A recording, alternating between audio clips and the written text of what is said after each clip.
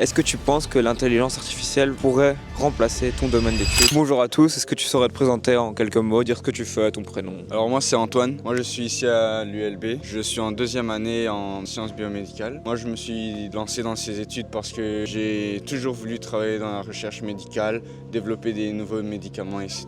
Dans l'objectif de pouvoir acquérir les connaissances pour pouvoir travailler dans la recherche plus tard. C'est quoi la matière que tu aimes le plus dans ce domaine-là? Alors nous, nos cours sont majoritairement sur tout ce qui est génome, sur le fonction de la cellule, la transcription, plein d'autres choses. On a aussi pu avoir beaucoup de laboratoires. Maintenant en deuxième année, j'ai environ 2 à 3 labos par semaine qui nous préparent vraiment à travailler dans les conditions de laboratoire. Donc nos cours, c'est fortement basé sur la bio et sur la biocellulaire. Ok, très intéressant. Est-ce que tu aurais un conseil pour un jeune de 17-18 ans qui va arriver à l'université, s'il ne sait pas trop quoi choisir, que ce soit niveau social, niveau choix de la matière? Ici, on est dans une faculté des sciences. Moi, je conseillerais avoir déjà une assez bonne base en sciences parce que sinon, après, ça peut être difficile à comprendre tout. Et bien évidemment, il faut être très motivé. Je pense que même à 17-18 ans, on peut déjà avoir une idée de ce qu'on a envie de faire plus tard dans la vie et que c'est ça qui devrait choisir les études. Ok, donc la motivation à avoir des bonnes bases, quoi. Voilà. Intéressant. Dernière question, est-ce que tu penses que l'intelligence artificielle pourrait remplacer ton domaine d'études, les gens qui exercent ta fonction, ou plutôt pourrait l'aider à se développer et à être une aide, une assistance pour les gens qui pratiquent cette fonction? Alors en biologie, il y a un problème qui a réussi à être très bien aidé grâce à l'intelligence artificielle. Quand on a une base avec des séquences de l'ADN et qu'on veut produire une protéine, on sait déjà les séquences des acides aminés dans cette protéine, mais déterminer la structure 3D après le pliage de cette protéine est très difficile. L'intelligence artificielle, en s'entraînant sur des grandes bases de données, a pu déterminer de manière presque aussi bien que expérimentalement. Donc je pense que l'intelligence artificielle ne va pas remplacer les chercheurs dans les laboratoires. Le travail de recherche